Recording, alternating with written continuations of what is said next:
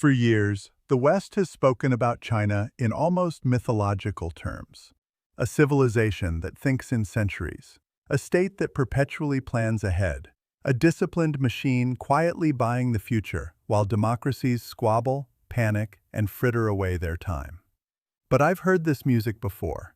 I was born in the Soviet Union, and the Soviet Union looked equally formidable from the outside. It had colossal projects, impressive statistics, military spectacle, and a ruling class that spoke in the tone of historical inevitability. Many people in the West looked at that theater and mistook it for enduring strength.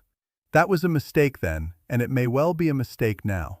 Authoritarian systems are extraordinarily good at projecting power long after they've begun rotting from within.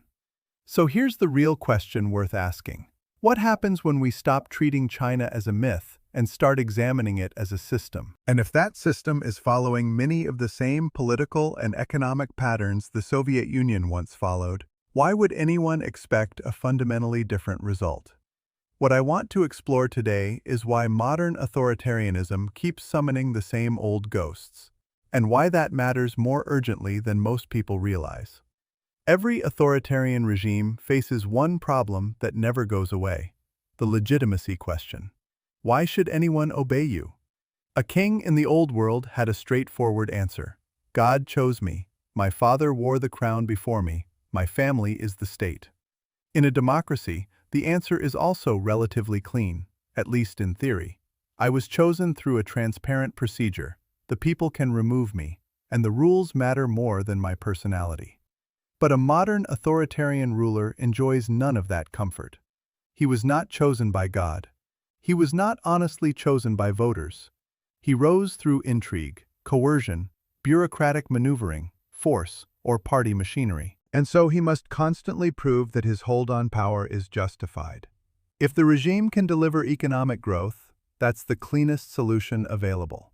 Rising incomes and new apartments are genuinely persuasive. They calm a society very effectively. But when growth slows, or when the benefits stop reaching ordinary people, the regime needs a different language of legitimacy altogether. That language is grandeur, military strength, historic missions, national destiny, great victories just over the horizon, great humiliations finally being avenged. And this performance isn't aimed solely at the general public. In an authoritarian state, the ruler depends less on sincere popular affection than on obedience from the bureaucracy. It is the bureaucracy that actually carries out orders and suppresses trouble. So the regime must constantly reassure its own apparatus that it is stable, feared, victorious, and headed somewhere important. That was true of the Soviet Union, and it is true of China today. The entire machine runs on demonstration.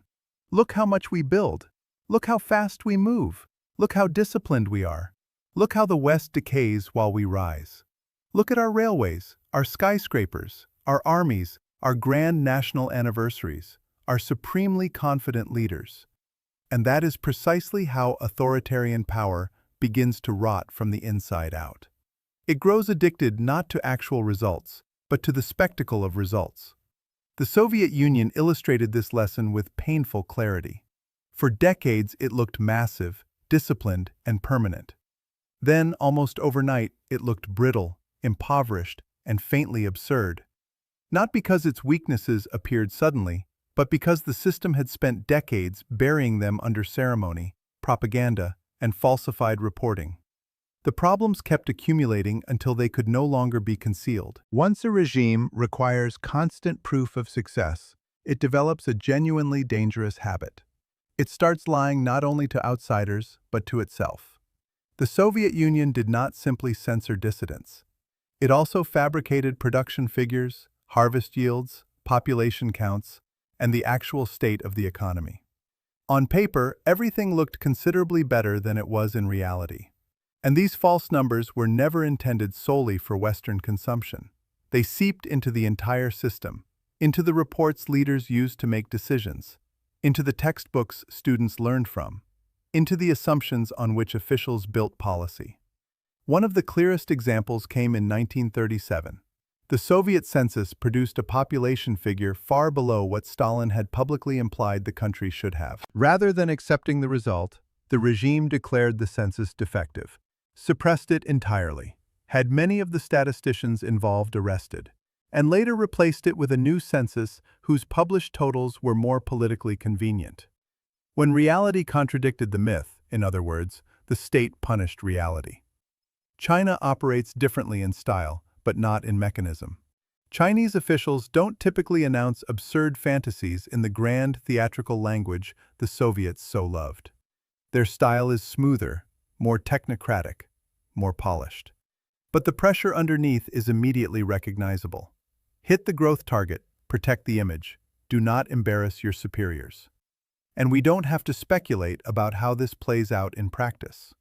In Liaoning, one of China's Rust Belt provinces, officials admitted that fiscal data had been falsified for years, and the National Bureau of Statistics later revised the province's GDP estimate downward by more than 20%. Around the same period, Inner Mongolia slashed its reported 2016 industrial output by 40% after earlier falsifications were uncovered. These were not rounding errors.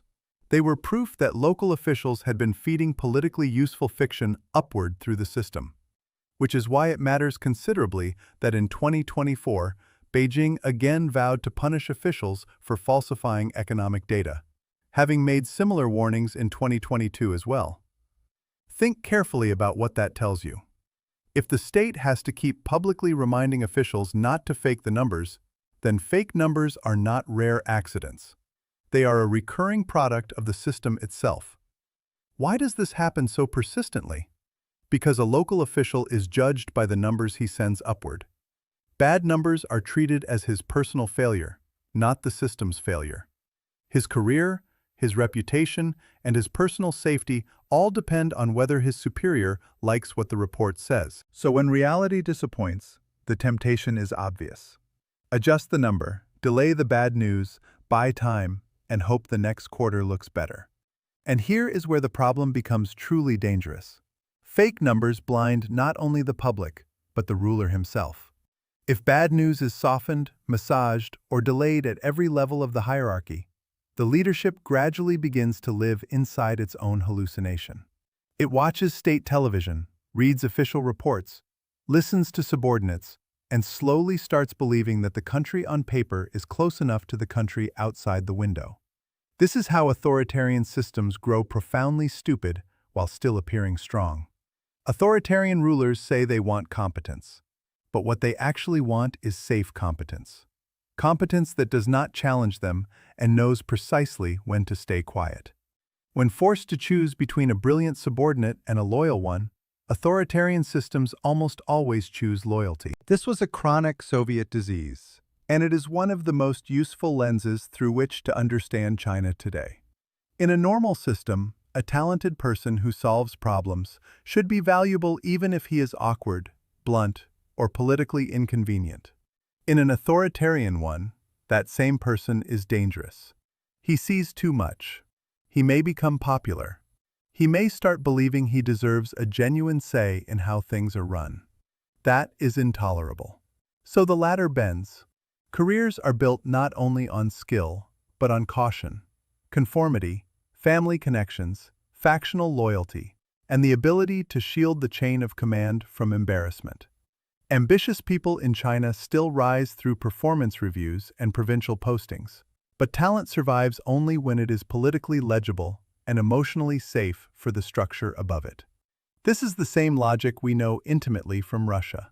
A loyal official with the right connections is worth more than a sharp one who asks unwelcome questions. In Russia, that dynamic produces clan rule, absurd appointments, a deep fear of taking responsibility, and a system where failure is readily forgiven if the person who failed belongs to the right circle. In China, the style is cleaner, but the instinct is identical. Safety first, truth second. Authoritarian systems love megaprojects because they look impressive. They look like destiny, like progress, like history being made in real time. You can film them from a helicopter, splash them across a poster, inaugurate them wearing a hard hat, and call it a leap into the future. That is precisely why such systems keep falling for the seduction of building enormous things. Massive, loud megaprojects generate glowing reports long before they produce any meaningful economic benefit. A real economy is messy. It depends on private risk-taking, countless small decisions, trust, contracts, and functioning supply chains. You cannot easily fake that. But you can construct a giant structure and announce that prosperity will naturally follow in its wake. This is where China's foreign policy begins to look distinctly Soviet. A bureaucracy trained to impress superiors and avoid embarrassment gets dispatched abroad with money, political mandates, and instructions to show results. So it does what such bureaucracies have always done. It reaches for visible scale. And this is why so many Belt and Road projects became symbols of strain rather than triumph. Take Montenegro. In 2014, the country signed a roughly €800 million financing deal with China's Exim Bank for the first section of the Bar-Buljar Highway, despite IMF warnings that it threatened fiscal stability. Years later, the project was widely described as a Chinese-funded highway to nowhere, a first expensive stretch that imposed a crushing debt burden before the wider route was anywhere near completion. Or take the Kyaukphyu deep-sea port in Myanmar. In 2018, Myanmar scaled the project cost down from $7.3 billion to around $1.3 billion because officials feared the debt burden. That is what happens when someone finally looks past the ceremony and asks the impolite question: who is actually going to pay for this? Why does China's foreign policy and overseas project portfolio look so familiar to anyone who knows Soviet history? Because the Soviet Union ran a very similar script. China is wealthier, more technically capable, and far better integrated into the world economy. But the underlying pattern is old. A closed, authoritarian power, distrusted by the democratic world, begins seeking clients and partners among weaker regimes. It offers money, infrastructure, cheap credit, military assistance, diplomatic cover, or some combination of all five. Then it presents this network as evidence that history is shifting in its favor. The USSR did exactly this, consistently and at scale, building patron-client relationships with Cuba, Vietnam, Ethiopia, Angola, Nicaragua, and others. Even by the Gorbachev era, the Soviet Union was still maintaining such relationships and paying heavily for the loyalty they required. And that is the operative word: loyalty. These were never partnerships built on shared prosperity or designed to make local populations wealthier and freer. The USSR built these strategic relationships to expand influence, deny ground to rivals, and create the impression that the socialist world was broad, dynamic, and historically irresistible. China operates in a softer, more commercially sophisticated register, but it is working from many of the same authoritarian instincts. The strongest democracies will never be its natural partners. They are too transparent, too legalistic, too difficult to maneuver at scale. So China finds more room to operate in places where elites are weaker, institutions thinner, and rulers more focused on regime survival than on public accountability. That is how larger authoritarian powers end up sustaining smaller dictatorships, offering loans, ports, roads, power plants, telecommunications networks, rail projects, budget relief, or political cover, and receiving in return access, UN votes, influence, gratitude, leverage, and one more speech about the dawn of a new world order. But this kind of empire is expensive because it rests on weak economics and poor governance on both sides. That is why it so rarely produces healthy outcomes. Wherever the USSR poured in money, weapons, advisors, or prestige projects, the result was not some shining corridor of prosperity. It was dependency, militarization, repression, stagnation, or all four simultaneously. China has more engineers, better logistics, superior financing tools, and far greater real commercial capacity. But once it starts operating through the same authoritarian logic, it inherits the same disease. The data already shows the strain. By 2022, 60% of China's overseas lending portfolio was supporting countries in financial distress, up from just 5% in 2010. That doesn't look like investing in growth. It looks like bailing out friendly regimes and purchasing their loyalty. In Africa, Chinese loan commitments have fallen well below their peak years, sitting at roughly $2 billion in 2024. China is not retreating entirely, but it can no longer sustain its earlier posture of unstoppable power projection. There is one critically important difference between China today and the old Soviet Union. Globalization gave authoritarian elites something Soviet elites never had at the same scale: exit options. The Soviet bureaucrat lived inside the cage. He could steal, yes. He could enjoy his privileges, certainly, but his world remained trapped inside the Soviet system. Today's authoritarian official can think in two directions simultaneously: serving the regime at home while quietly preparing an escape route abroad.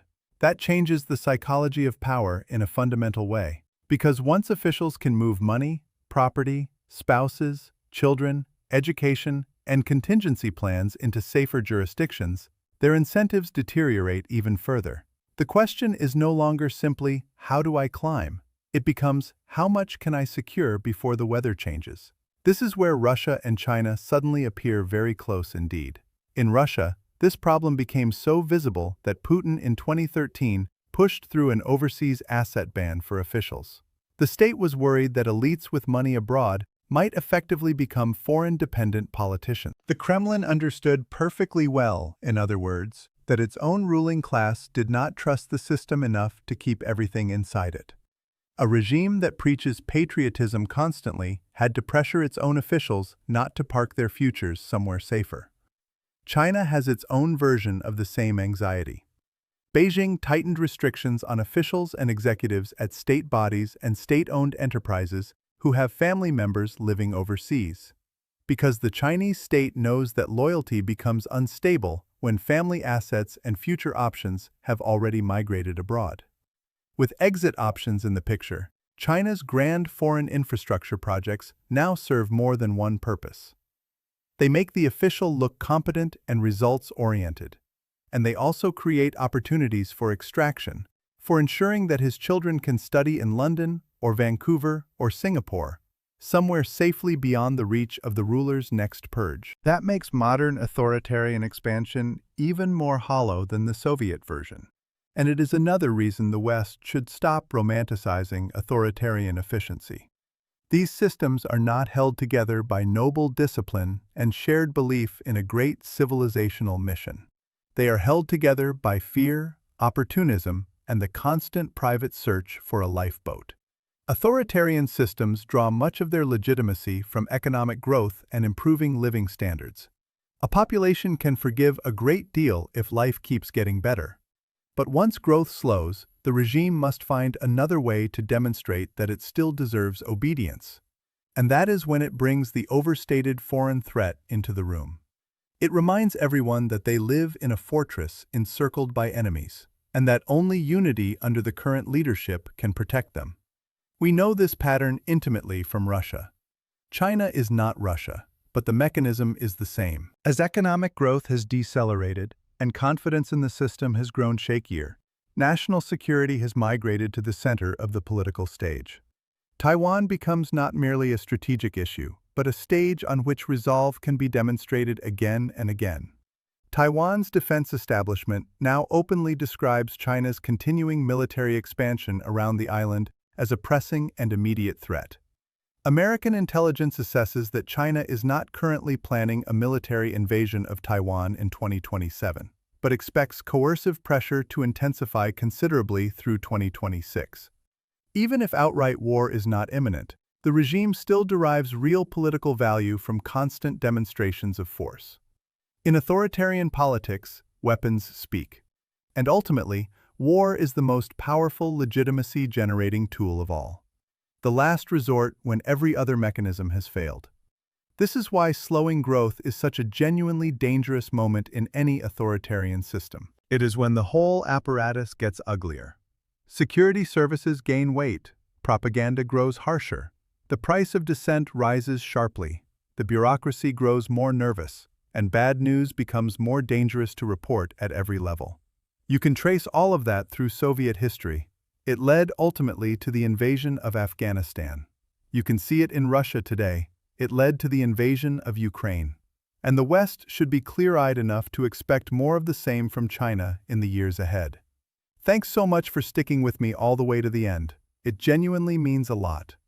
If you haven't subscribed to the channel yet, now is a great time to do that. And if this video gave you something to think about, a like goes a long way in helping more people find it. I'll see you in the next one.